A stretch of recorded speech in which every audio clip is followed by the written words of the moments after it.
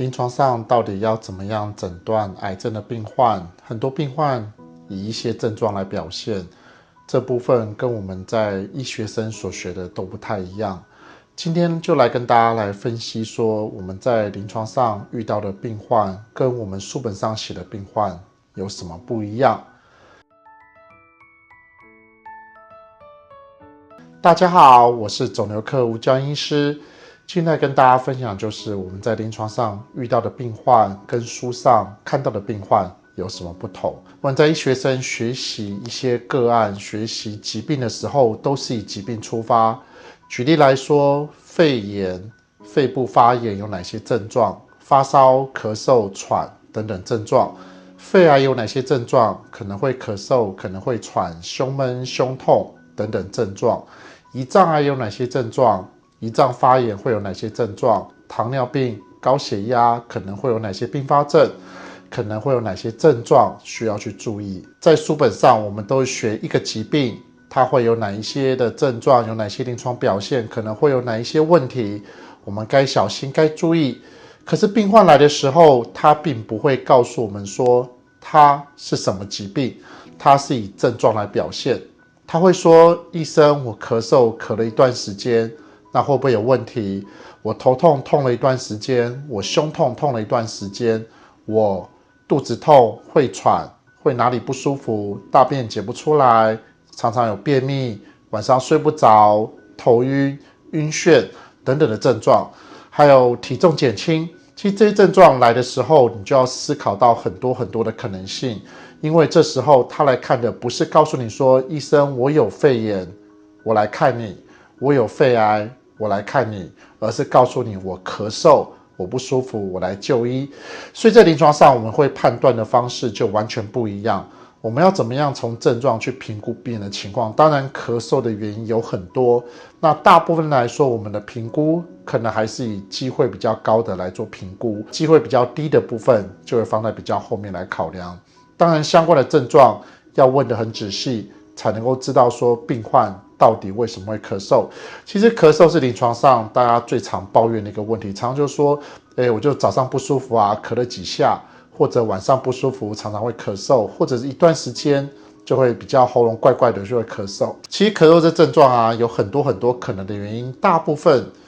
分其实我都会跟病患说，就是你的咳嗽啊，没有什么大的问题，可能吃点药物就好，或者都不要管它都没有关系。原因是什么？原因是因为大部分的咳嗽啊，其实都跟你的肿瘤跟癌症可能是没有关系。当然，有些人他有肺癌，有些人他肺部有发炎，当然他会咳嗽会喘。但如果说他的肺部都没有问题的时候，大部分的咳嗽都是比较偏向良性的疾病。良性的疾病就是说可能是良性的问题。那其实在台湾大家或多或少都会有一些类似气管过敏啊，或者是喉咙比较瘙痒，可能偶尔就会咳一下。那因为空气不是很好，你吸到一些不好的空气就会想咳嗽，或者是你突然早上起来吸到冷空气想要咳嗽。那所以很多是跟气管比较敏感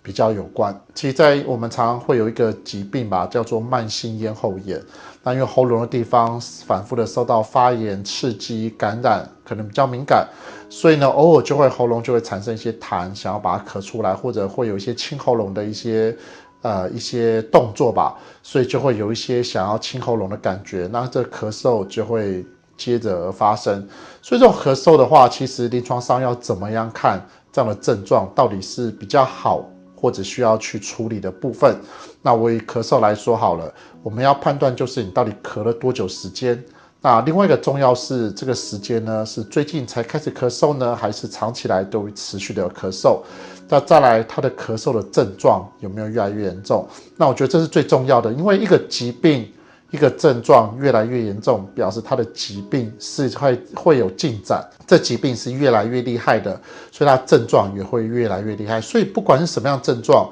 他的症状如果已经好几年了，然后呢都没有什么变化，就都很稳定，那基本上应该就不是很严重的问题，可以慢慢的去检查，慢慢去评估。但如果症状越来越严重，越来越明显，这时候就要小心，因为他的疾病是在越来越严重的进展中。所以不管是咳嗽，不管是头晕头痛，不管是背痛、不管是其他的一些症状，肚子痛，只要他说这个已经一段时间了，并没有说越来越严重，我大概就会比较放心，比较安心，因为大部分来说，这样的疾病通常不会再更严重。那我们就是慢慢来寻找它为什么会发生这样的症状。但如果这样症状越来越严重，会越来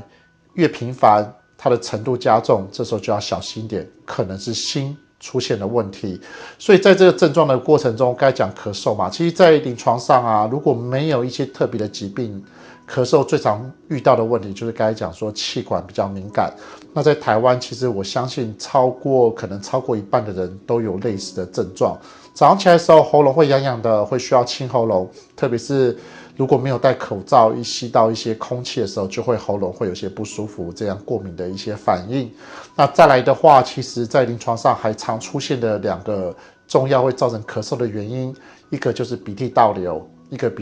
可能它是鼻窦炎啊，或者是一些鼻炎，那它鼻涕会往后面流到喉咙的地方，造成刺激，病人就会想要咳嗽啊，想要清痰。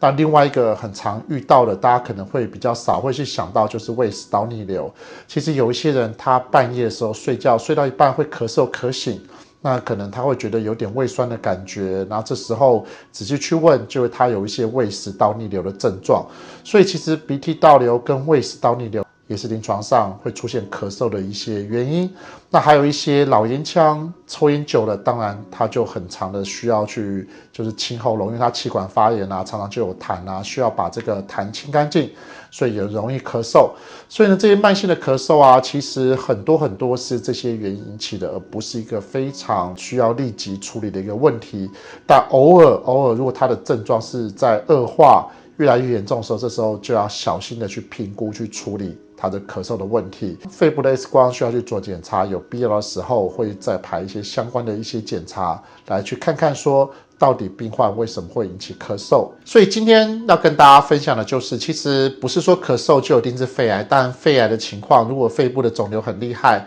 当然会引起咳嗽。可是很多人他的咳嗽并不是肺癌，大部分咳嗽的病患都不是肺癌。那相反的，肺癌的病人也不一定会咳嗽，因为他可能一开始的肿瘤就小小的，这有跟大家分享过，早期的肺癌几乎是没有症状的，他可能转移出去了或扩散出去，他肺部的症状并不是那么的明显。所以在这样情况之下，肺癌的病患他的咳嗽比例其实也不是那么高，那很多情况下是没有症状被诊断出来。所以我们过去医学生在学的，或大家看到都是从疾病去看到症状，可是反过来，我们临床上接触的都是用症状出发点去想它有可能是哪些疾病。那今天只是大概的跟大家介绍，以咳嗽为这例子来跟大家介绍说我们临床上的判断。那希望大家有这些症状的时候也不用太担心，可以告诉你说，例如说胰脏癌会肚子痛，但肚子痛很多的情况并不是胰脏癌，肺癌会咳嗽会喘，但是咳嗽喘很多都不是肺癌引起的，